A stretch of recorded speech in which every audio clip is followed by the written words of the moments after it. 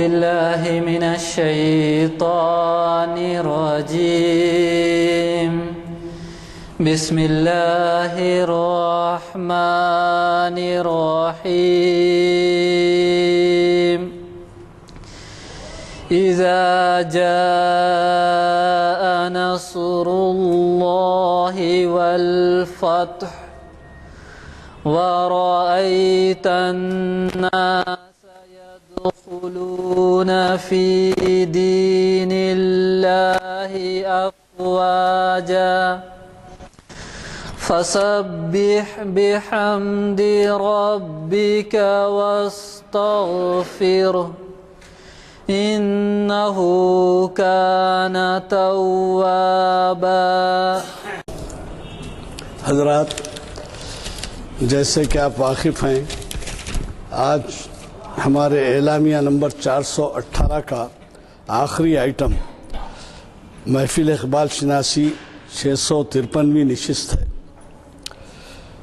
اور یہ نشست منعقد ہو رہی ہے جامع مسجد عالیہ گن فاؤنڈری کے کانفرنس ہال میں آج بتاریخ 15 ربیع الاول 1433 ہجری 8 فروری 2012 عیسوی بروز چہارشنبہ بعد نماز عصر.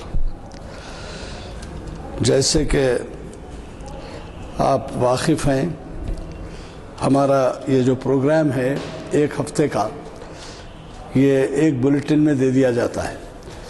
چنانچہ اس وقت 419واں بلیٹن تقسیم ہو رہا ہے، اور یہ 418 کا آخری آئٹم ابھی منعقد ہوگا. تو جن اصحاب کو بھی یہ بلیٹن نہ ملے ہوں وہ اصحاب لے سکتے ہیں، اور اگر وہ مسجدوں میں لگوا سکتے ہیں. یہ کیا ہوتے ہیں، ایک انگلش اور ایک اردو میں.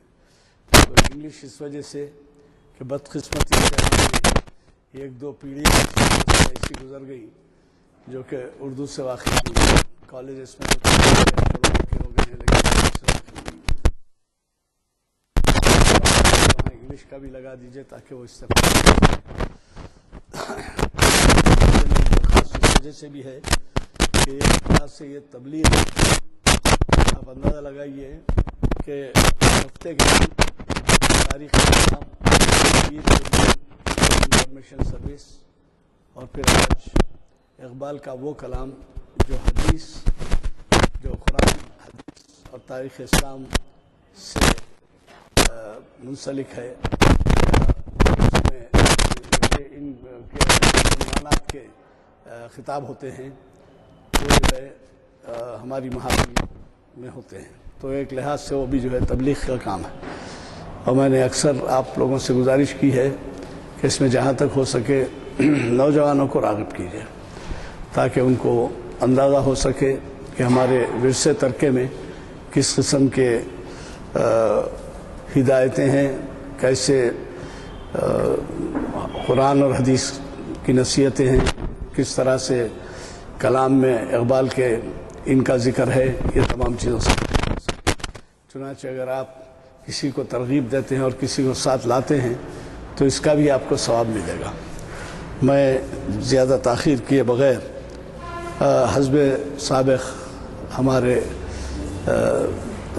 آج کے کارروائی کا آغاز، نشست کا آغاز جناب سید امتیاز الدین صاحب کے کلام اقبال سے کرنا چاہوں گا. اس نشست کا آغاز قاری تبارک حسین صاحب کی خوش اعلان خراج سے ہوا، اور خادم غلام یزدانی خادم محفل آپ سے مخاطب ہے. میں سید امتیاز الدین صاحب سے گزارش کرتا ہوں کہ وہ شہنشین پر تشریف لائیں اور ہمیں کلام اقبال سے مستفید فرمائیں. السلام علیکم. شیرازہ ہوا امت مرحوم کابوتر، شیرازہ ہوا امت مرحوم کابوتر،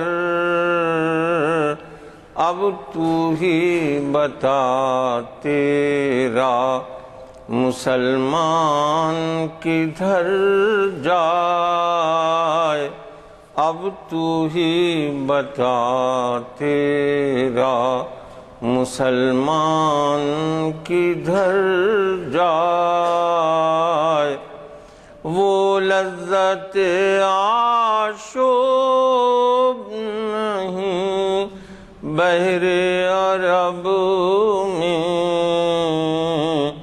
وہ لذت آشوب نہیں بحر عرب میں پوشیدہ جو ہے مجھ میں وہ طوفان کدھر جائے پوشیدہ جو ہے مجھ میں وہ طوفان کدھر جائے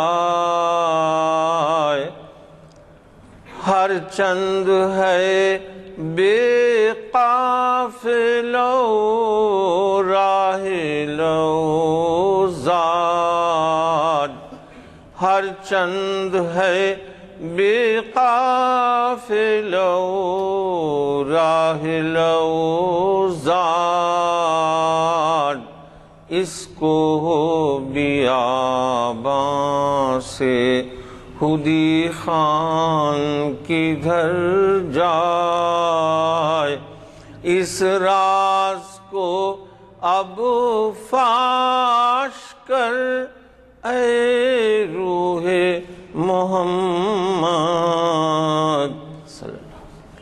اس راز کو اب فاش کر اے روح محمد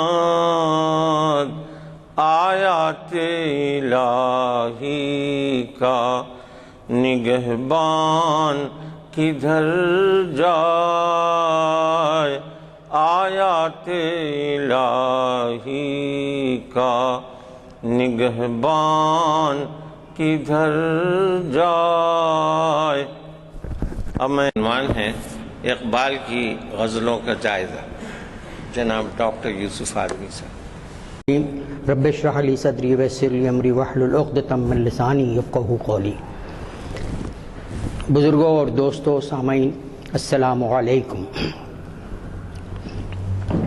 جیسا کہ آج امتیاز بھائی نے میری تقریر کے عنوان سے آپ کو واقف کروایا ہے اقبال کی غزلوں کا جائزہ اقبال کی چاہے آپ غزل کا جائزہ لیں نظم کا جائزہ لیں نثر کا جائزہ لیں کسی بھی پہلو کا آپ جائزہ لیں اس کے اندر ملت کا درد اپنی جگہ ہوتا ہے ہر طرف سے حالانکہ غزل کے تعلق سے بہت سی باتیں آتی رہی ہیں کہ وہ عورت سے گفتگو کے معنی غزل ایک زمانے میں کہا جاتا تھا حالانکہ ہمارے اساتذہ کو عورت سے گفتگو کرنے کا سلیقہ بھی نہیں آیا تھا اس لیے کہ وہ سب مردانہ انداز میں بات کرتے تھے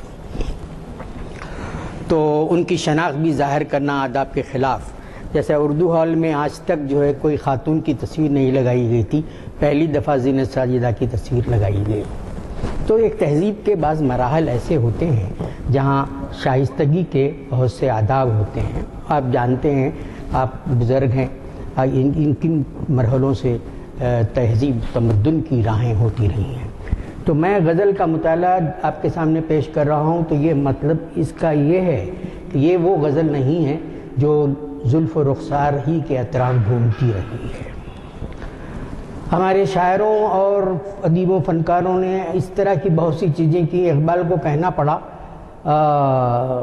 آہ بیچاروں کے اعصاب پہ عورت ہے سوار ان کے شاعر و صورت گرو افسانہ نویس آہ بیچاروں کے اعصاب پہ عورت ہے سوار ان کی غزلیں بھی زندگی سے بھرپور اور ان کی غزلیں بھی نظم کی طرح اور اس میں اقبال نے شاعری کے سفر اردو میں خاص طور سے غزل کا بہت ہی شائستہ اور بہت رچ رہا ہے یہ وہ غزل ہے جس نے عالمی ادب کو بھی متاثر کیا ہے میری امریکی بادشاہ سے بھی گفتگو رہی اور بہت ہی اہم انہوں نے کہا کہ ہم نے بھی غزل لکھی ہے لیکن ہم نے تھوڑی سی تبدیلی کی اس میں اور حق حاصل ہے ہر ایک کو۔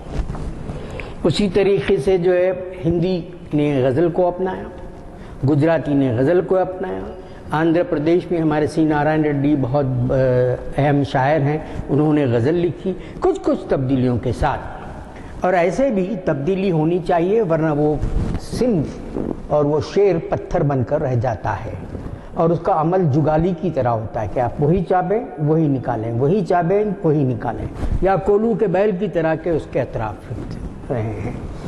اقبال کی شخصیت جیسا کہ آپ جانتے ہیں بہت غیر معمولی شخصیت تھی۔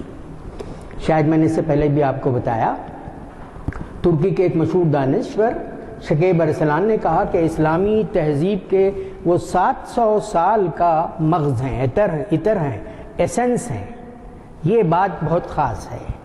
اور اقبال کی جو کتاب ہے reconstruction of religious thought in Islam, 300 سال کی چند اہم کتابوں میں ایک شمار ہوتی ہے۔ بہت مشکل کتاب ہے وہ انگریزی میں، اردو میں بھی اس کا ترجمہ سمجھنا آسان نہیں ہے۔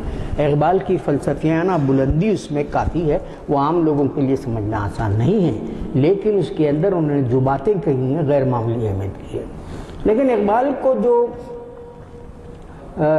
شہرت ملی، عظمت ملی، لوگوں کی محبت ملی، وہ جو ہے شعر سے ملی ہے بنیادی طور پر۔ اور جب میں کشمیر کو گیا تو مجھے ہنسی آتی تھی کہ وہ ڈرائیوروں نے کوئی شعر لکھ دیا، اس کے نیچے اقبال لکھ دیا، اور وہ شعر اقبال کا نہیں ہوتا۔ تو اس طرح کی بھی چیزیں جو ہے، اقبال کی جو کرنسی ہے وہ بڑی غیر معمولی ہے۔ اقبال کو جو محبت ملی ہر مسلک سے ملی۔ آج تو مسلکوں کی لڑائیاں بڑی تیزی پر ہیں، اس کے پیچھے شاید چچا سام بھی ہوں بہت ہی جو ہے خاص طور سے۔ تو وہ جو ہے مسلکوں کی لڑائیاں آپ نے دیکھے، ہر مسلک نے اقبال کو اپنایا۔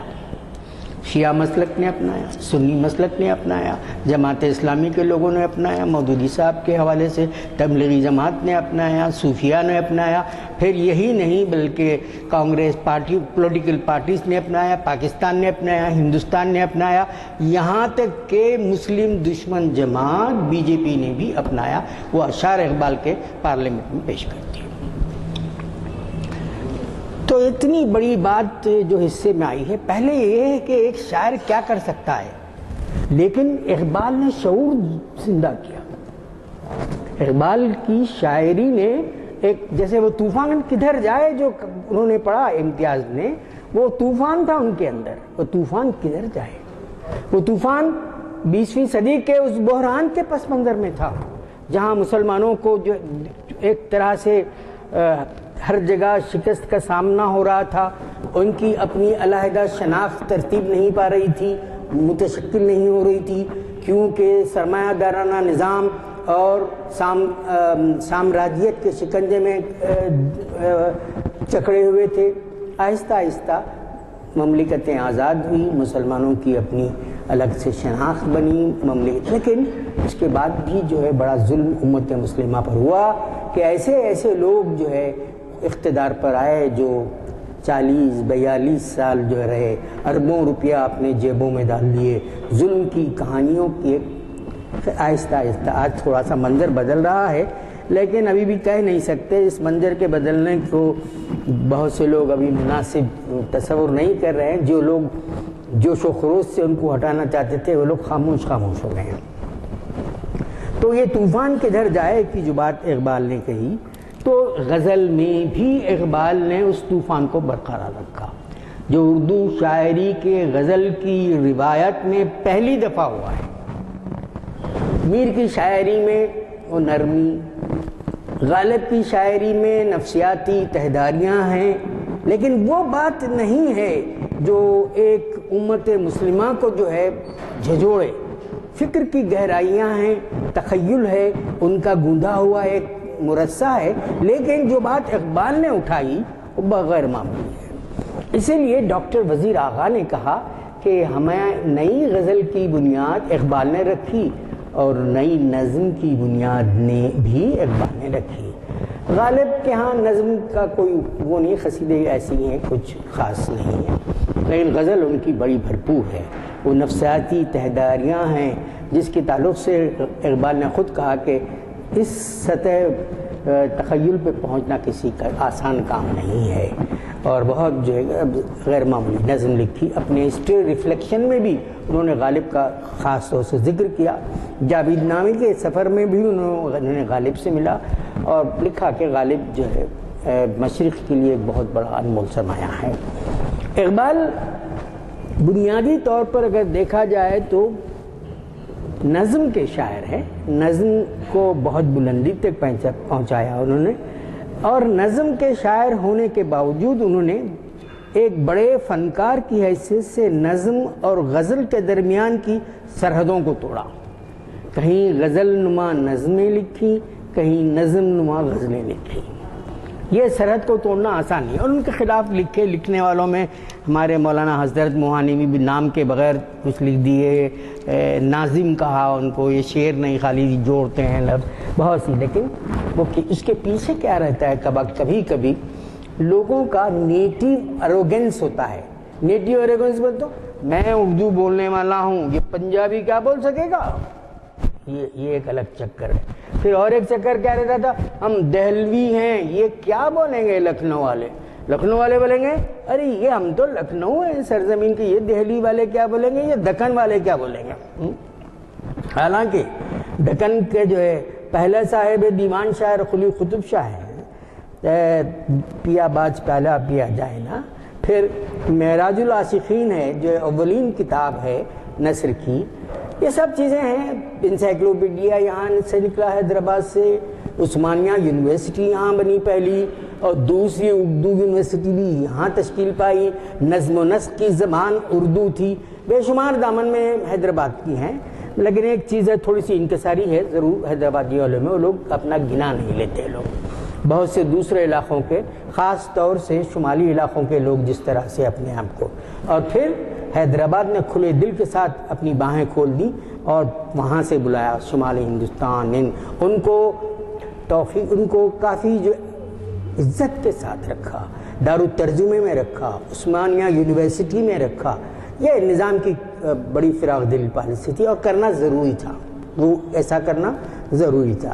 اور دارالترجمے کا وہ محتمم بشان کام اب اردو یونیورسٹی کے جو ہے بالکل بچکانہ حرکتیں، وہ ڈپارٹمنٹ آف ٹرانسلیشن کے جو ترجمے کا وہ حصہ تھا نکال کے پھینک دیے، تنخواہوں کے علاج سے ڈپارٹمنٹ بنا دیے، اب ان کی کوئی ذمہ داری نہیں ہے۔ اور افسوس کی بات تو یہ ہے کہ ان کے ہاں معاشیات کی جو کتاب بچے پڑھ رہے ہیں، میرے اسٹوڈنٹس بتاتے ہیں کہ وہ بھی معاشیات کی بھی پاکستان میں چھپی ہوئی کتاب۔ اب غور کیجئے، اس سے المناک بات کیا ہو سکتی، ہر ملک کی معیشت الگ ہوتی ہے اور ملک کی جو تمام چیزیں، اور آپ کے پاس کروڑوں روپے ہیں مگر وہ حوصلہ نہیں ہے کہ کتابوں کو آپ بنائیں، کہ کر دیں۔ دارالترجمہ آپ کے سامنے ایک بہت اہم مثال ہے جس نے وہ قائم کیا، جس میں MBBS چنا ریڈی، ڈاکٹر راج بہادر، انجینئرنگ بے شمار، ہر فیلڈ کے کام ہوا تھا۔ بہرحال اقبال ایک بہت بڑا موزیک ہے ہمارے لیے ہی نہیں بلکہ امت مسلمہ کے ہی لیے۔ ایران میں انقلاب کے پیچھے جو علی شریعتی تھے اور وہ غیر معمولی جو ہے متاثر تھے اقبال سے، اور اقبال کو کیا کہتے تھے، علی گونا۔ ان کے انقلاب کے پریڈیسرز ہیں وہ، بیسیکلی ان کی تحریریں، سوشیولوجی کے پروفیسر ساواک نے ان کو شاید مار ڈالا۔ پھر اس کے بعد آپ دیکھیے کہ مجھے تو نہیں معلوم، جمیل جالبی صاحب جو وائس چانسلر بھی رہے ہیں کراچی یونیورسٹی کے، انہوں نے بتایا تھا کہ تاجسکان کا ترانہ جو ہے اقبال کی نظم ہے، خواب گراں خیز خواب گراں خیز۔ اور پھر ہندوستان کا ایک دوسرا نغمہ، اگرچہ کہ نیشنل اینتھم نہیں ہے لیکن دوسرا جو ہے قومی نغمہ، سارے جہاں سے اچھا ہندوستان ہمارا ہے۔ پورے جو ہے اسپورٹس میں، اولمپکس کے، ہر جگہ یہی گیت گایا جاتا ہے، اور گاندھی جی کی خواہش یہی تھی کہ یہ قومی ترانہ بنے۔ حالات کچھ بدل گئے، ان کے ہاتھ کا لکھا ہوا پورا سارے جہاں سے بڑا خوبصورت انداز میں نے دیکھا ہے۔ تو اقبال کی شخصیت بڑی غیر معمولی ہے۔ اس غیر معمولی شخصیت میں ایک شاعر ہے، ایک فلسفی ہے، ایک دانشور ہے، اور ملت کا درد رکھنے والا ہے۔ اس کو معلوم ہے کہ تخلیقی جہد کیسی ہونی چاہیے. خالص انداز میں سوچنے والے نہیں تھے، جیسے جناح کا ایک کانسٹیٹیوشنل وہ تھا فریم ورک. اقبال نے ہر وقت ملت کے مسائل کو تخلیقی انداز میں دیکھنے کی کوشش کی. ایک دور ایسا گزرا کہ وہ پاکستان کے تعلق سے کہ میں پاکستان کے معیدین میں سے نہیں ہوں. ان کے ہاتھ کی تحریر ہے، ایڈورڈ تھامسن کو لکھے ہوئے خطوط کی، میرے پاس ہے وہ خط. وہ جو ہے لیکن وقت بدلا، کانگریس میں مسلمانوں کو مارجنلائز کیا جاتا رہا، مسائل ابھرتے رہے، اور ان لوگوں نے محسوس کیا کہ نہیں اب کو بہت سی ہے. اور ایسے بھی پاکستان کی تشکیل میں جن لوگوں کا ہاتھ رہا ہے، قائد اعظم کا، مسلم لیگ کا، دوسرے لوگوں کا، اس میں نہرو کا بھی بہت اہم رول ہے. نہرو نے دانستہ طور پر شرارت سے کہہ دیا کہ نہیں ہم آئندہ یہ فیڈرل اسٹیٹس کو رکھنے والے نہیں ہیں، بدلیں گے. تو جو علاقہ تھا 4 علاقوں پہ ہندو آبادی کا دسترس، 3 پہ مسلمانوں کا، ایک فیڈرل. حالانکہ محمد علی جناح کو سیکنڈ رینک لیڈرشپ نے پریشر کرنے کی کوشش کی، لیکن جناح کے سامنے کون پر مار سکتا تھا. لیکن چند ہی دنوں کے بعد بیان دے دیا نہرو نے، بازو آزاد ٹھہرے میں، یہ تم نے کیا کیا؟ ہنستے ہوئے کہا کہ بنے مطلب ایک شرارت ان کے ذہن میں تھی کہ یہ مسئلہ اٹھاؤ تو پھر جو ہے اب وہ ایک ذہنیت ایسی ہوتی ہے جو پاور مانگے. حالانکہ بہت بڑی شخصیت تھی نہرو کی، اس سے انکار نہیں، جدید ہندوستان کے معمار ہے، لیکن پاور کا جو مانگری ہوتی ہے چند علاقوں کی، چند مسالک کی، یا چند جو ہے کاسٹ کی، اپر کاسٹ کے لوگوں کی، بہرحال وہ ابھر کے آئی. کچھ تلخ تجربات تھی پروونشل گورنمنٹ کے ان کو اور پٹیل صاحب کو، جو مجسم نفرت بھری شخصیت تھی. تو اس کے بعد جو ہے وہ تو صرف 10 مہینے کے اندر کایا پلٹ ہوگی، ورنہ پورا فیڈریشن جو ہے کے لیے سب تیار ہوئے تھے. تو یہ الزام کر دینا کہ خالی مسلمانوں ہی نے کیا، یہ صحیح نہیں ہے. ٹھیک ہے، مسلمانوں نے اپنی سولیڈیرٹی کے لیے کیا، کیونکہ لاس آف مغل امپائر تھا، وہ ان کو ایک تڑپ ہو رہی تھی، اور اس وقت حالات بھی کچھ عجیب سے ہونے لگے تھے. خیر چھوڑیے اس مسئلے کو. اب یہ بات یہ ہے کہ اقبال نے غزل میں روایت اور اس سے تبدیلی میں کیا کیا. اقبال نے غزل میں روایت کو اپنی جگہ رکھا، بہت بڑی تبدیلیاں نہیں کی. انہوں نے خود اعتراف کیا کہ مجھے اتنا وقت نہیں ملتا کہ میں فنی باریکیوں میں جاؤں. آدمی کو فنی باریکیوں میں جانے کے لیے کافی وقت لگتا ہے. تو انہوں نے کلاسیکی لہجے کو اپنایا. پھر ان کا جو دور تھا رومانوی تصورات کا دور تھا، جہاں تخیل کو ہی بڑی اہمیت دی جاتی تھی. تو وہ رومانی تصورات نے بھی ان کو، ورڈسورتھ اور دوسرے جو ہے لوگوں نے بھی اس کو متاثر کیا. نظم تو اقبال نے کہیں سے کہیں پہنچا دی، اگرچہ کہ اس کے بعد نظم کے سانچے کافی بدل گئے. ظاہر ہے کہ اقبال پہ بھی کوئی چیز ٹھہرے گی نہیں. ہر نسل کو اپنا حق حاصل ہے، ہر نسل کو اپنی تربیت کا طریقہ اختیار کرنے کی ضرورت ہے. ہمارے لیے کوئی بت نہیں ہوتا ہے، اور چاہے اقبال ہی کیوں نہ ہو. اگرچہ کہ آپ لوگوں کی جو ہے یہاں وابستگی سے اتنا دل خوش ہوتا ہے کہ 653 نشستیں شاید ہی اس کسی اور جگہ ہوئی ہوں. جہاں تک مجھے معلوم ہے قدرت نے مجھے مواقع تقریباً تمام بر اعظموں کو جانے کے دیے، لیکن ایسی جو ہے محفل کہیں ہوتی نہیں ہے اتنی جو ہے. تو ہمیں جناب یزدانی صاحب کا شکر ادا کرنا چاہیے کہ وہ اس کے پیچھے روح رواں ہیں. ابتدا میں اقبال اکیڈمی ہی کے واسطے سے جو ایک بہت بڑی تنظیم ہے جس کی ایک لائبریری بہت غیر معمولی اہمیت کی حامل ہے. اردو غزل ایک دن 2 دن کی بات نہیں ہے، صدیوں کے دامن میں نکھری ہوئی بات ہے.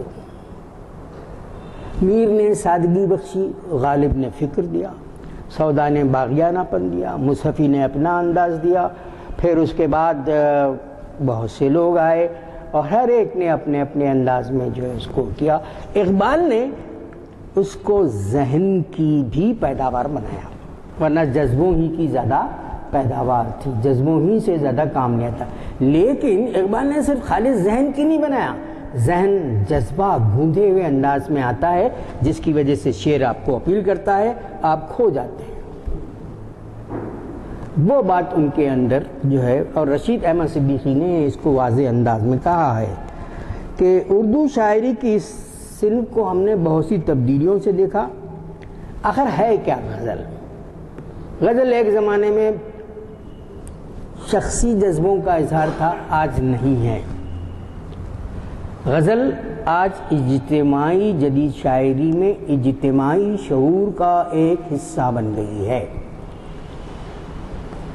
اس میں اختصار ہے، اس میں لطیف جذبے ہیں، اس میں جو ہے جیسا میں نے کہا کہ عالمی ادب میں بھی اس کی اہمیت ہوئی ہے، اس لحاظ سے کہ بڑے بڑے شعراء نے، امریکی اور دوسری شعراء نے اس کو جو ہے اپنایا، اور ہماری ہندوستانی بہت سی زبانوں نے اس کو اپنایا. تو یہ ہمارے خوبصورت تہذیبی روایات اور جذبوں کی علامت ہے. رشید احمد صدیقی جو علی گڑھ کے پروفیسر رہے ہیں، انہوں نے کہا کہ غزل اردو تہذیب کی آبرو ہے. غزل کیا ہے؟ اردو تہذیب کی آبرو ہے. غزل کا مزاج نظم سے مختلف اس معنی میں ہے کہ غزل کا ایک شعر الگ ہوتا ہے، دوسرا شعر الگ ہوتا ہے. تو میں نے اس کو کہا کہ یہ ستاروں کی مالا ہے. ستارے اپنے جگہ الگ الگ، لیکن ان کے اندر کشش اپنی جگہ ہوتی ہے. تو ستاروں کی مالا کی طرح ہے غزل. لوگوں نے ابتدا میں بہت تبصرے کیے غزل پر. کلیم الدین احمد صاحب جو انگریزی میں انگلینڈ سے پڑھ کے آئے اور بہت مشہور نقاد F.R. لیوس کے شاگرد رہے ہیں، اور انہوں نے اور ڈکشنری بہت اچھی ترتیب دی، انہوں نے 6 جلدوں میں رکھنے کی قابل ہے فروغ اردو کے ذریعے. تو انہوں نے کہا کہ غزل نیم وحشی صنف ہے. ارے کیوں ہے نیم وحشی صنف؟ اور ایک شعر ادھر ایک شعر ادھر، اس طرح سے. ایسا دیکھا جائے تو جو گیپس ہیں بہت بڑے شعراء کے اندر، جیسے 20ویں صدی کے سب سے بڑا شاعر قرار دیے گئے T.S. ایلیٹ، ان کے ہاں دا ویسٹ لینڈ، خرابہ، ایسے گیپس ہیں. تو ایک ضرور ہے کہ ایک تھوڑا سا آہنگ ضرور رکھا جانا چاہیے جو شعراء نے نہیں برتا، لیکن اقبال نے اپنی نظم میں برتا. اور بہت سی فضا خود جو ہے غالب کے اشعار میں بھی ایک جو ہے یگانگت، ایک وحدت کا انداز ملتا ہے. تو یہ صاحب بہت ہی جو ہے سنسنی خیزت پیدا کر گئے تھے، اور وہ بھی ان کا مقولہ نہیں ہے، وہ کسی امریکی کا مقولہ ہے، انہوں نے جو ہے پیش کر دیا. نیم وحشی صنف، کیونکہ نیم وحشی کیا ہوتا ہے؟ اب ایک سوچتا ہے دوسرا سوچتا ہے، اس کو جو ہے فوکس نہیں رہتا. پھر ایک جگہ اور انہوں نے کہا کسی حد تک صحیح بھی ہے کہ اردو میں تنقید معشوق کی کمر کے برابر جو نظر نہیں آتی. تو ایسی سنسنی خیزیت تو پھیلاتے رہے ہیں. اور اسی طرح ہمارے پاس کے بھی لطیف صاحب نے بھی غزل پہ کہا یہ لوگ انگریزی کے مستقل پڑھ کے آنے کے بعد ابھی اردو تنقید آگے نہیں بڑھی تھی، وہ مشرقی مصادر کے ذریعے ان کا احتساب نہیں ہوا تھا، تو جو جی میں آئے بول لیتے رہتے تھے. لیکن دیکھیے کہ یہ ستاروں کی جو لڑی ہے اس کے اندر بالکل کیفیت ہے، جس نے اپیل کیا عالمی ادب کو، جس نے ایک صنف کی حیثیت سے. اور عربی شاعری میں وہ تشبیب کا ایک ایلیمنٹ تھا جس کو آہستہ آہستہ فارسی اور اردو میں ہم نے غزل کے روپ میں دیکھا. بنیادی جو غلطی ان لوگوں نے کی کہ غزل کو مغربی ادبی قدروں سے ناپنے کی کوشش کی. مشرقی ادب کا ایک الگ مزاج ہے، مغربی ادب کا ایک الگ مزاج ہے. اگر میں اردو کے سانچوں سے انگریزی کے ادب کو جانچوں گا تو بہت سی چیزیں صحیح نظر نہیں آئیں گی. تو اس چیز کا بھی ہمارے بزرگوں نے اندازہ نہیں کیا، بہت غلطی کی. پھر بعد میں چونکہ غزل میں بڑے شوخیانہ پن اور بہت سی چیزیں ایسے آنے لگی تھیں کہ مولانا حالی نے کہا کہ نہیں غزل کی اصلاح ہونی چاہیے. اب انہوں نے غزل کی اصلاح کا بیڑا اٹھایا. غزل کے اصلاح کا یہ مطلب نہیں کہ مقصدیت آ جائے، اور اس کے اندر سبوک لطیف جذبوں کا بھی اپنا پیرہن ہے، اس کو نظر انداز. اب انہوں نے ایک رو میں کہہ دیا کہ غزل کو جو ہے اصلاح کرنی چاہیے. تیسرا مرحلہ یہ تھا کہ مارکسزم اپنا پروپیگنڈا، روسی پروپیگنڈا کرنا چاہتے تھے، تو انہوں نے دیکھا کہ یہ غزل جو ہے جاگیردارانہ سماج کا حصہ رہی ہے، ہمارے لیے کام نہیں، انہوں نے اس پہ کیا.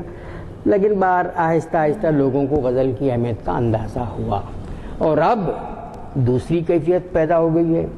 مشاعروں میں صرف غزل ہی چلتی ہے، اور وہ بھی ایسے خواتین شعراء آتی ہیں جو اپنی اداؤں سے جو ہے غزل بن کر آنے لگی ہیں. اور مجتبیٰ حسین نے تو بہت اچھی بات کہی کہ ارے مشاعرہ مشجرہ بن گیا ہے. مشاعرہ مجرا اور مشاعروں کو ملا کے انہوں نے لفظ بنایا مشاعرہ مشجرہ بن گیا ہے. میں نے علی سردار جعفری سے کہا تھا کہ نہیں ابھی اتنا نہیں بنا، بہت پرانی بات ہے، لوگ غزل پہ سمجھ آ رہا ہے. نہیں آپ کو اندازہ نہیں ہے، مشاعرے تباہ ہو رہے ہیں لوگوں کی وجہ سے، اس طرح کافی جو ہے اور گویوں کی حکمرانی ہو گئی ہے مشاعروں پر.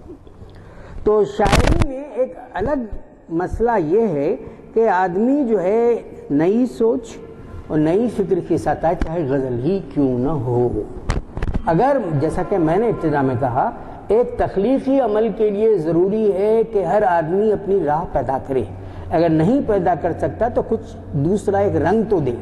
اگر آپ اساتذہ کو جو ہے جگالی کرتے رہیں گے، وہ نکل کے پھر وہ کریں گے، تو پھر وہ میکینیکل عمل ہو جاتا ہے، تخلیقی عمل نہیں ہوتا. تخلیقی عمل سفر کا نام ہے، تخلیقی عمل نئی سوچ کا نام ہے، تخلیقی عمل نئی فکر کا نام ہے، تخلیقی عمل نئے لفظیات کو نئے انداز میں برتنے کا نام ہے، اور تخلیقی عمل اپنے اثر کی آواز کو کھول کر ایک نیا روپ دینے کا نام ہے. یہ بہت ضروری ہے. اور آپ یہ کہہ سکتے ہیں کہ اقبال کی غزل نے ان چیزوں کو جو ہے، ابتدا میں تجربوں کو تو نظم میں آسانی سے قبول کر لیا گیا، لیکن غزل کے معاملے میں بولے کہ نہیں، یہ لفظ نہیں آنا غزل میں، آیا تو اس کی غزلیت خراب ہو جاتی.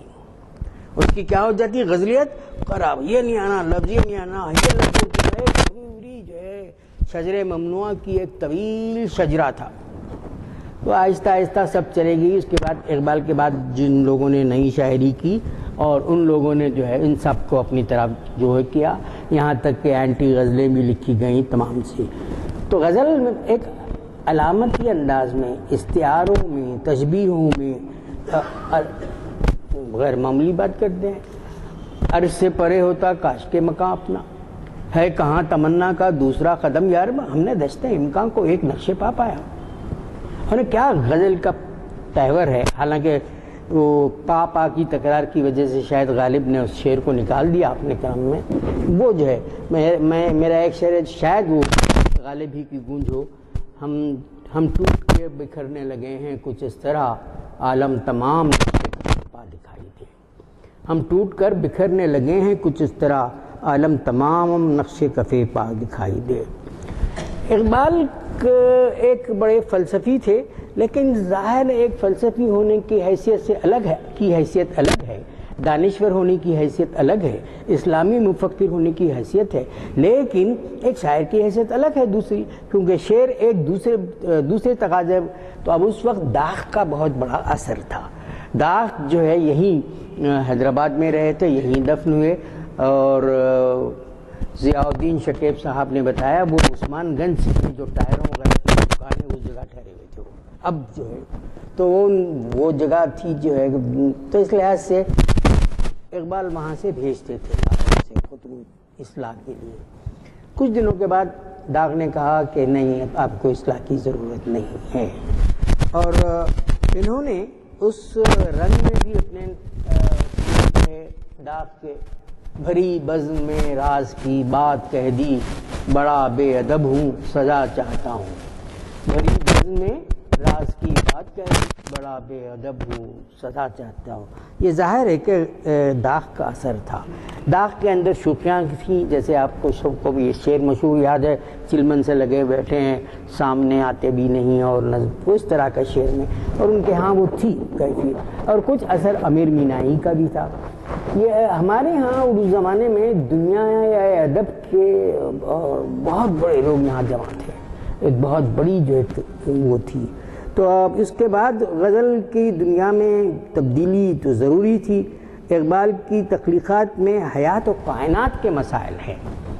دیکھیں اسلام کا ذکر کے ساتھ ہی خالی اسلام نہیں ہے، حیات و کائنات کا مسائل بھی اسلام کے جز ہیں، کیونکہ ہم خلیفۃ فی الارض ہیں، خلیفۃ فی الارض ہیں، پھر ہمیں بتایا گیا ہے تو سخر لکم ما فی السماوات والارض، تو تم کو سخر، تو اس طرح سے کوئی بھی بات اگر کی جائے تو یہ سمجھ لینا چاہیے حیات و کائنات کے مسائل ہی ہمیں، اور علم تو مومن کی کھوئی ہوئی متاع ہے۔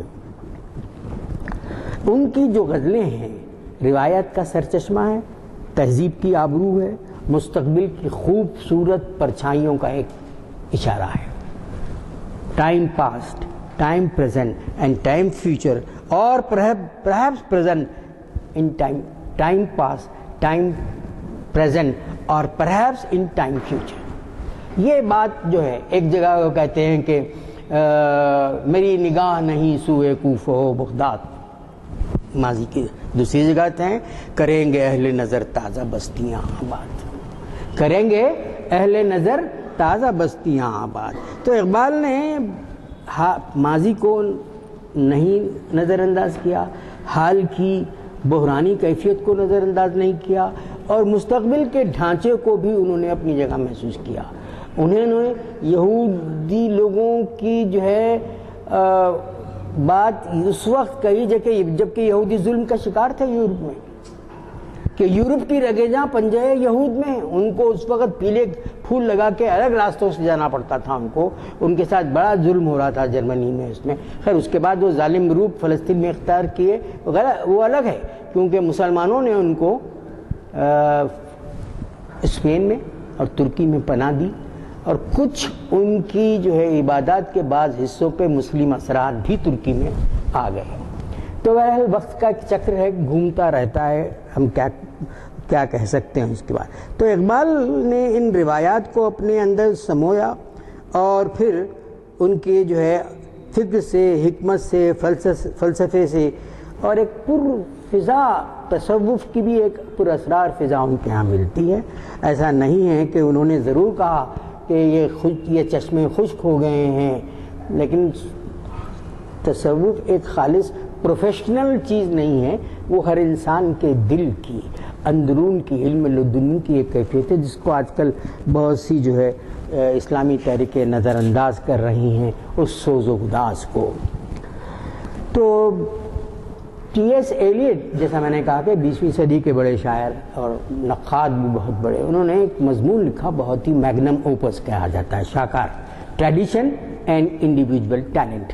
روایات کتنی ہوتی ہیں، اور ایک منفرد روایت ایک رکھنے والا شاعر اس کو کتنا بدلتا ہے، کتنا نیا روپ دیتا ہے، انہوں عمل تقسید کا ایک سسٹم کو بتا کے انہوں نے سامنے پیش کیا تھا۔ تو اقبال کے ہاں روایت بھی ہے، تبدیلی بھی ہے، اور اس طرح سے ایک طرح کا جو ہے ان کے ہاں وہ عمل نہیں ہے جو بہت سے لوگوں کے اندر خافیہ رکھ کے تک دن دن کرتے رہے ہوں، خافیہ لا لیے اب ملا دیا وہ جا رہا ہے، تو یہ کوئی شاعری نہیں ہوتی، یہ تو تک بندی آمد نہیں ہوتا، وہ تو ایک طرح کی جو ہے میکینیکل عمل ہو جاتا ہے، کیونکہ جب تک انسان کے لہو کا عرق ان لفظوں کے اندر نہ آئے وہ کوئی فائدہ نہیں ہے، کوئی اثر پذیری نہیں ہوتی۔ اقبال نے جیسا میں نے ابتدا میں کہا کہ داغ، امیر مینائی اور یہ سب نہیں، یہاں کے جو ظلم کے اسیر ہو گئے تھے۔ ان کا پہلا شعر اقبال کا تھا کہ دیکھتے سب چونک گئے، موتی سمجھ کے شان کریمی نے لے لیے، خطرے جو تھے میری حلقہ انفعال کے۔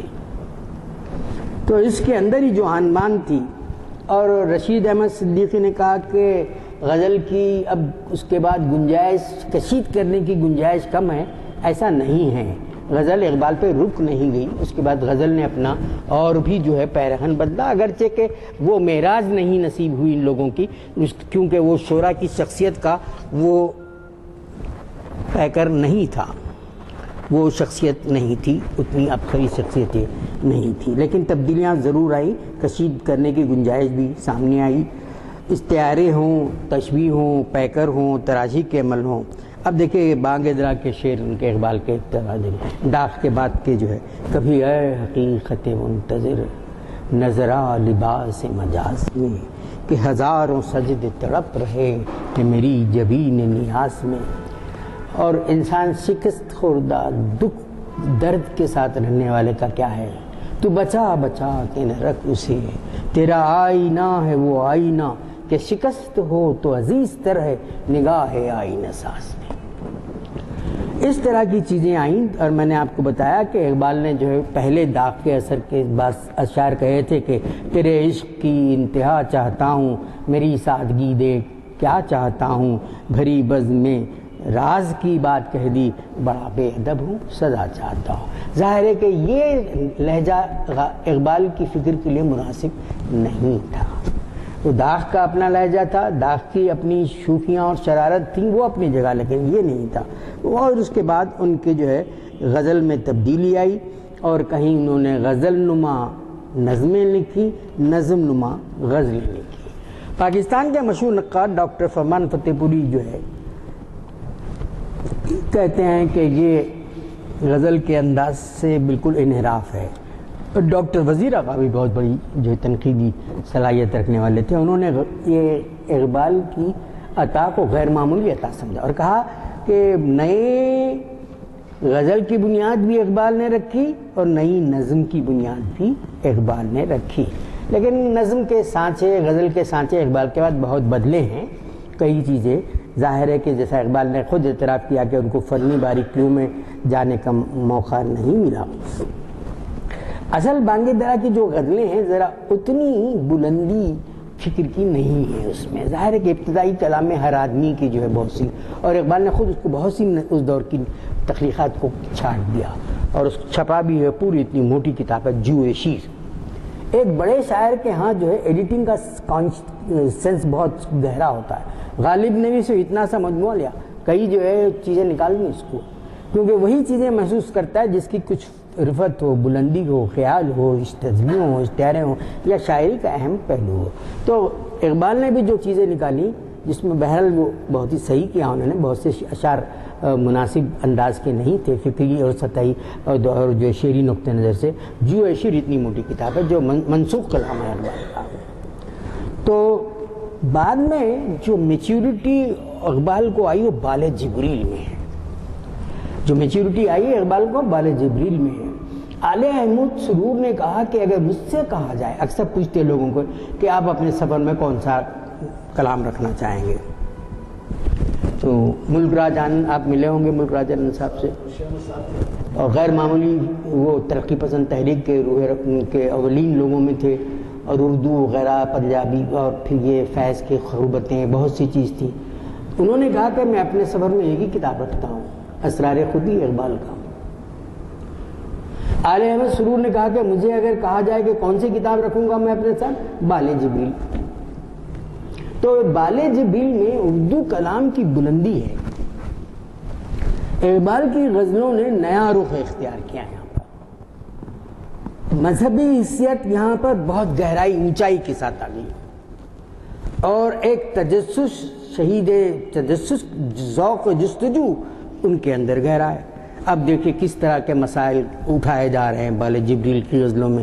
اگر ہنگامہ ہائے شوق سے ہے لامکاں خالی، خطا کس کی ہے یا رب لامکاں تیرا ہے یا میرا، باغ بہشت سے مجھے حکم سفر دیا تھا کیوں، کار جہاں دراز ہے اب میرا انتظار کر، سبق ملا ہے یہ معراج مصطفیٰ سے مجھے کہ عالم بشریت کی زد میں ہے گردوں، خرد مندوں سے کیا پوچھوں کہ میری ابتدا کیا ہے، کہ میں اس فکر میں رہتا ہوں میری انتہا کیا ہے، کبھی چھوڑی ہوئی منزل بھی یاد آتی ہے راہی کو، کھٹک سی ہے جو سینے میں غم منزل نہ بن جائے۔ یہ بلندی جو ہے ویسے یہ دیکھیں عروج آدم خاکی سے انجم سہمے جاتے ہیں کہ یہ ٹوٹا ہوا تارا مہ کامل نہ بن جائے، ہر چیز ہے محو خود نمائی، ہر ذرہ شہید کبریائی، ہے ذوق بے ذوق نمود زندگی موت، تعمیر خودی میں ہے خدائی، تارے آوارہ و کم آمیز تقدیر وجود ہے جدائی، یہ پچھلے پہر کا زرد رو چاند بیزار و نیاز آشنائی۔ تو ان غزلوں میں کافی آپ کو ملے گی میچیورٹی، بالندگی، بلندی فکر کی۔ ان کی جو ایک آخری دور کی جو ان کے حیات میں جو چھپی وہ ضرب کلیم ہے۔ ضرب کلیم میں شعر اتنا ابھر کے نہیں آیا ہے، اور حالانکہ اسلوب صاحب کہتے ہیں کہ اس شعری نقطہ نظر سے بھی اہمیت ہے، لیکن میں بنیادی طور پر یہ محسوس کرتا ہوں کہ بالی جبریل کے نقطہ نظر سے وہ ایک گراف نیچے گرتا ہے، اس میں مقصدیت بہت بھر کے آئی ہے اسلامی نقطہ نظر سے، اور تعلیم و تربیت ساری ان چیزوں کو.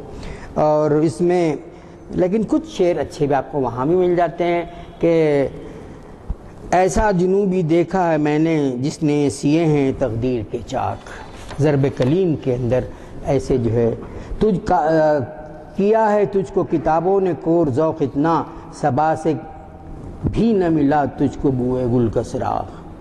تو ہمیں ان چیزوں کے جو ہے ایک طرح کا موزیک ملتا ہے ہماری تہذیب کا، ہماری امت مسلمہ کا خاص طور سے ریفرنس. رہے نائب کو غوری کے معرکے باقی، ہمیشہ تازہ و شیریں ہے نغمہ خسرو، ہمیشہ تازہ و شیریں ہے نغمہ خسرو. اور بے عشق کی ایک جس نے طے کر دیا قصہ تمام، اس زمین و آسماں کو بے قرار سمجھاتا میں، اس زمین و آسماں کو بے قرار سمجھاتا میں. عشق بھی ہو حجاب میں، حسن بھی ہو حجاب میں، یا تو خود آشکار ہو یا مجھے آشکار کر. تو ہے محیط بے قرار میں ہوں ذرا سی آبجو، یا مجھے ہم کنار کر یا مجھے بے کنار کر. تو میں کہاں ہوں تو کہاں ہے، یہ مکان کے لامکاں ہے، یہ جہاں میرا جہاں ہے کہ تیری کرشمہ سازی. تو اس بات کو اقبال کی غزل کے تعلق سے رشید احمد صدیقی جو پروفیسر رہے ہیں علی گڑھ کے اور کافی کتابیں بہت غیر معمولی جو ہے، میں ان کو آپ کو پیراگراف سناتا ہوں کہ غزل کو میں اردو شاعری کی آبرو سمجھتا ہوں، اس سے کوئی انکار نہیں کر سکتے. ہماری تہذیب غزل میں اور غزل ہماری تہذیب میں ڈھلی ہے. دوسرا نقطہ نظر، غزل میں ہماری تہذیب میں ہماری غزل ڈھلی ہے.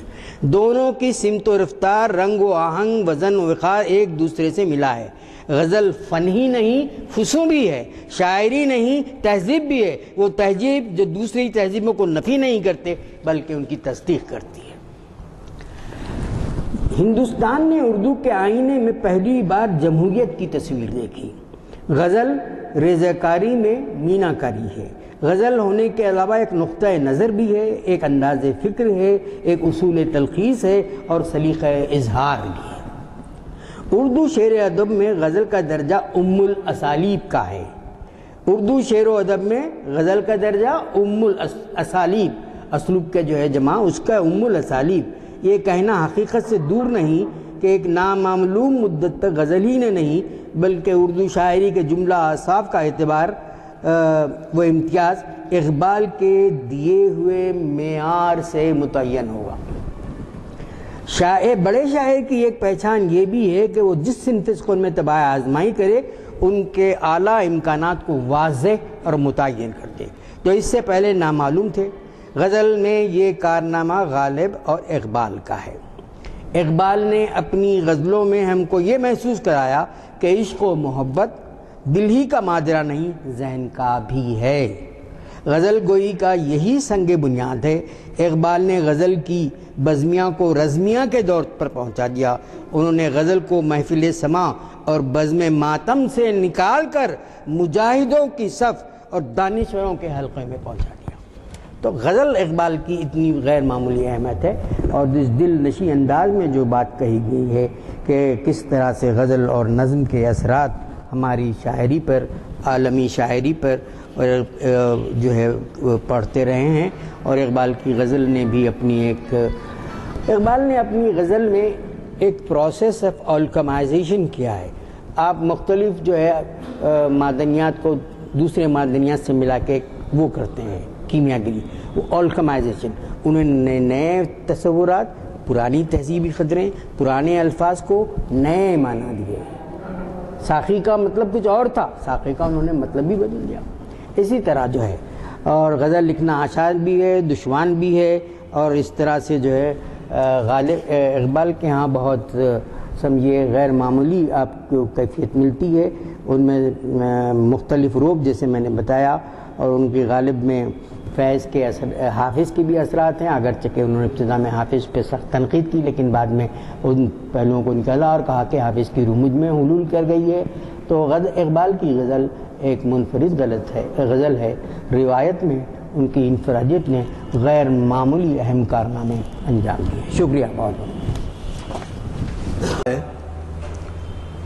وہ ہماری جو عنوانات رہے ہیں وہ کم از کم ایک دوسرے سے کچھ ربط رکھتے ہیں، مربوط ہوتے ہیں، لیکن یہ ہمارا ایک انوکھا عنوان تھا کیونکہ جیسے آپ نے کہا کئی صنفوں میں اقبال کا کلام ہے، لیکن غزل کے تعلق سے یہ پہلا تجزیہ ہے.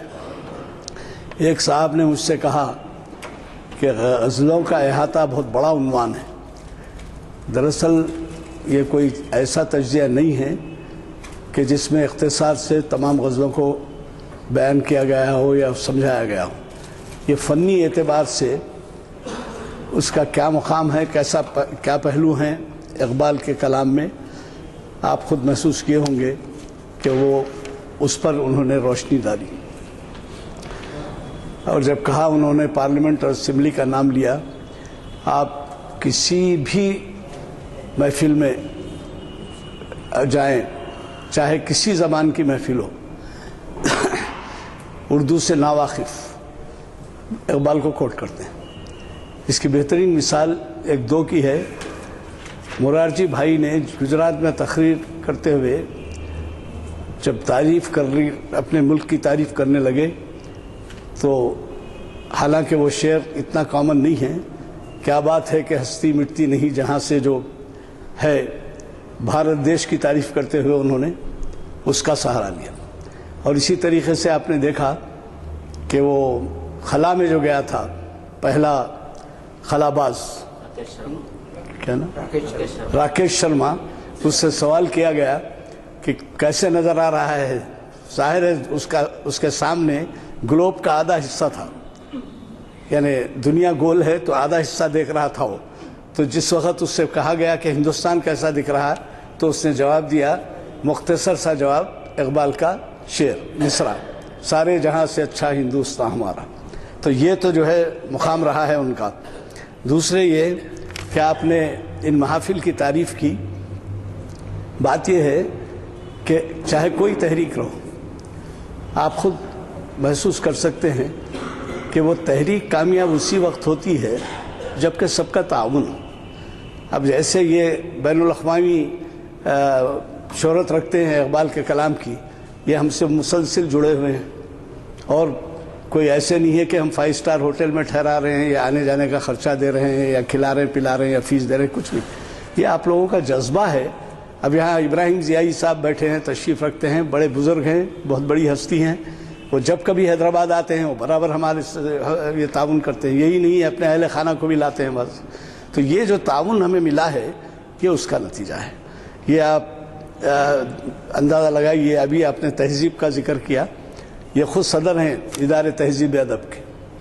اب وہ ادارے تہذیب ادب سے جڑے ہوئے اگر ہم کو ملے اور اظہار خیال کریں تو کتنی بڑی ہماری ہمت افزائی نہیں ہوتی، اس کا آپ اندازہ لگائیے. یہی بات ہے. دیکھیے آج کل آپ کو پتہ نہیں ہے، جو لوگ تجزیہ کرتے ہیں اور گہری نظر رکھتے ہیں ان کو معلوم ہے کہ غیر اردو داں حضرات میں بھی اب اردو سیکھنے کا شوق ہو رہا ہے. اور وہ سر دھنتے ہیں بیٹھ کے، جب قوالی کی محفل ہوتی ہے یا غزلیات کی محفل ہوتی ہے، یا اردو برابر جانتے نہیں لیکن اس کے بعد باہر نکلتے ہیں تو کہتے ہیں کہ صاحب ہم اردو سیکھنا چاہتے ہیں. یہ ہمارا تجربہ ہے. مشاعروں کا ذکر آپ نے کیا. اس قدر معیاری مشاعرے حیدرآباد میں ہوئے ہیں کہ آپ کو اندازہ نہیں. شاید اس دور میں تو دلی اور کلکتہ اور بمبئی اور بہار اور یو پی میں بھی ایسے مشاعرے نہ ہوتے ہوں گے جیسے کہ مشاعرے ہمارے ہیں. ایک سے ایک وقت نہیں ہے. میں آپ کو اساتذہ فن، ہم ان کو ہمارے بچپن سے ہم سنتے آئے ہیں. یعنی ان کا معیار دیکھیے کہ کیا تھا. صرف ایک واقعے کا ذکر کروں گا.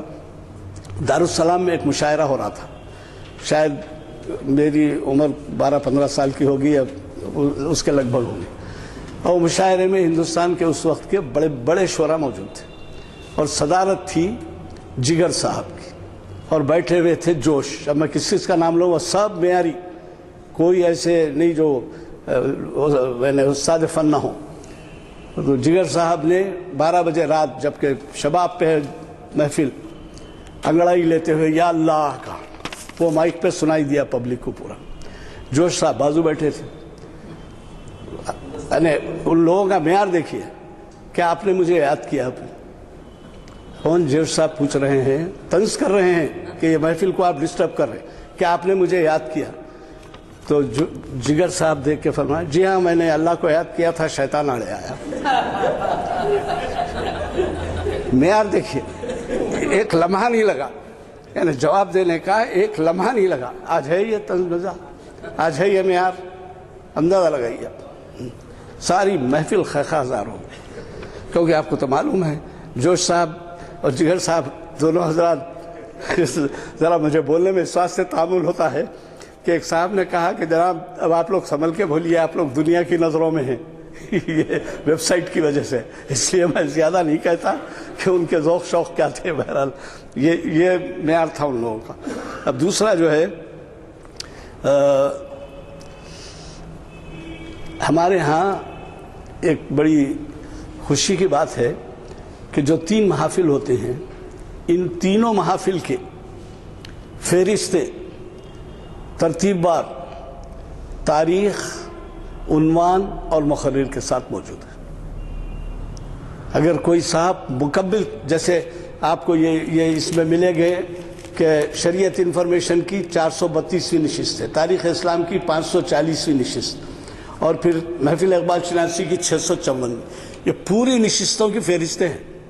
अगर आप चाहते हैं वो फहरिस्तें लेना और उससे इस्तेफादा करना या रिकॉर्ड पे रखना कि किस मुखर्रिर ने किस उन्वान से तकरीर की है, तो आप ले सकते हैं।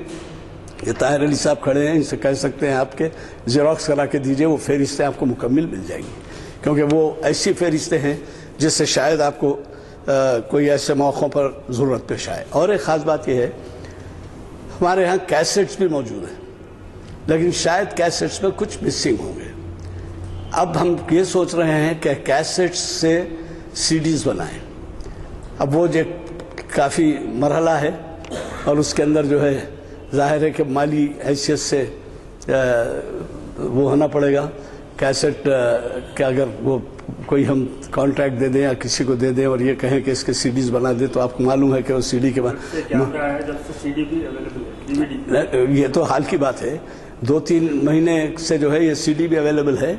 लेकिन इससे पहले के जो मैं आपसे अर्ज़ कर रहा हूँ, ये तो हमारा ये जो वेबसाइट आया है, हमारे मेहरबान खदरदान जो बग़ैर हम बोले के वो इस्तेफादा करवा रहे हैं। 4 दीवारी के अंदर जो कुछ हो रहा है उससे सारी दुनिया देख रही है। तो मैं ये कह रहा हूँ कि अगर आप वो भी चाहते हैं तो अब हम अनक़रीब इंशाअल्लाह मालिये के ज़रा कुछ फराहमी हो जाए और कोई साहब ज़ौक़ ख़दर करें, तो उन सब रिकॉर्ड को किसी एक जगह दे दिया जाएगा, उसके सीडीज़ बन जाएंगे, तो अब वो सीडीज़ आपको मिलेंगे। ये शेर ज़रा दाग का है, शायद साफ छुपते ही भी नहीं, सिर्फ आप कोट कर दिए, लेकिन वो तिश्नगी बाकी रह जाएगी आपकी। दाग का जो शेर आपने कोट किया वो यूं है, साफ छुपते भी नहीं सामने आते भी नहीं, साफ छुपते भी नहीं सामने आते भी नहीं, खूब पर्दा है कि चिलबन से लगे बैठे हैं। तो ये जो है जी सार्क जो तंजीम है 7 देशों की, बांग्लादेश और श्रीलंका और पाकिस्तान और इंडिया और बर्मा और क्या क्या है, तो इन की तंजीम की जानिब से, वो तंजीम के हैं ये एक अपने ओहदे के लिहाज से उन्होंने बांग्लादेश का हाल में दौरा किया है, और वहाँ पर जो है मुसलमानों की जो कुछ भी हालत है या सभी बांग्लादेशियों की जो हालत है उसके बारे में वो हमें तफसील से बताने पे इत्तेफाक कर लिया है उन्होंने। और ये है, आप नोट रखिए, और उसमें जो है हमारे आज के आपके मुखर्रिर साहब वो जो है उनका इंट्रोडक्शन करवाएंगे।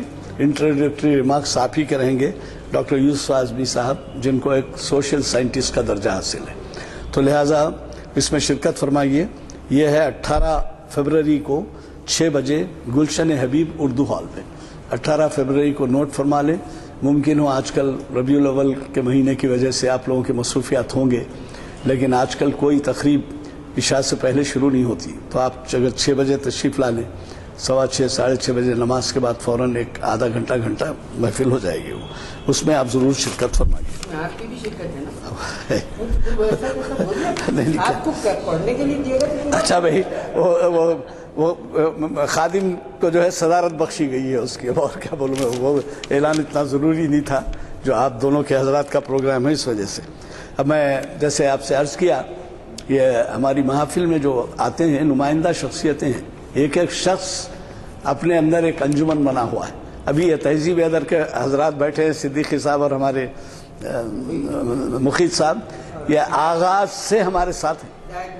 ہدایت محی الدین صاحب، یہ آغاز سے، منیر صاحب، یہ ایسے میں کسی کا نام لوں، یعنی یہ لوگ شاید ہی مس کرتے ہیں، لیکن جو بہت ہی پابندی سے آتے ہیں وہ آج مس ہو رہے ہیں، اور وہ ہیں افتخار صاحب اور شمشاد صاحب۔ اتفاق کی بات ہے، پتہ نہیں کیا وجہ سے۔ دعا فرمائیں۔ کسی کو کوئی سوال تو کرنے ہیں؟ سوال کرنے ہیں؟ اچھا چلیے جی، چلیے۔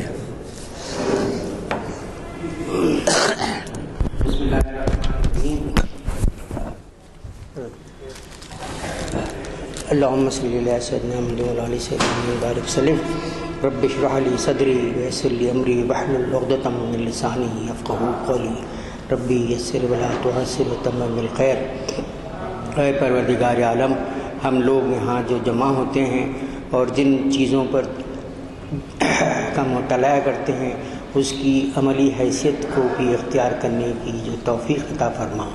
اے پروردگار عالم، آج جس طرح سے دنیا میں بحران ہے اور مسلمان جن حالات سے گزر رہے ہیں ان کو صحیح راستہ بتاتے، ہماری صحیح قیادت ہمیں عطا فرما۔ امت مسلمہ کی ساری دنیا میں، خاص طور سے ہندوستان کے مسلمانوں اور کشمیر کے بھائیوں کی حالت کو بہتر بناؤ، کیونکہ وہ جن حالات سے گزر رہے ہیں وہ تیرے ہی بندے ہیں اور تجھی پہ اپنا پورا یقین رکھتے ہیں اور تیرے سامنے ہر وقت سر بسجود رہتے ہیں۔ ان کی دعاؤں کو قبول فرما، ان کی دعاؤں کو قبول فرما۔ فلسطین کے بھائیوں کی پچھلی صدی سے آج تک المناک صورتحال ہے، اللہ تعالیٰ تو تیرے ہم حضور میں ہمیں پیش کرتے ہیں کہ ان بھائیوں کو صحیح نجات دے، ظلم سے، سامراجیت کی کے جبر سے انہیں نجات دے۔ اے اللہ، ہم سب کو عالم انسانیت کی خدمت کرنے کا حوصلہ دے، اور تیرے ہی سب بندے ہیں، تو رب العالمین ہے۔ اے رب العالمین، اس دنیا کے امن کو برقرار رکھنے میں ہماری صحیح و کاوشوں کو کامیاب بنا۔ ربنا تقبل منا انک انت السمیع العلیم وتب علینا انک انت التواب الرحیم۔ صلی اللہ تعالی علی خیر خلق محمد وعلی آلہ اصحابہ اجمعین برحمتک یا ارحم الراحمین۔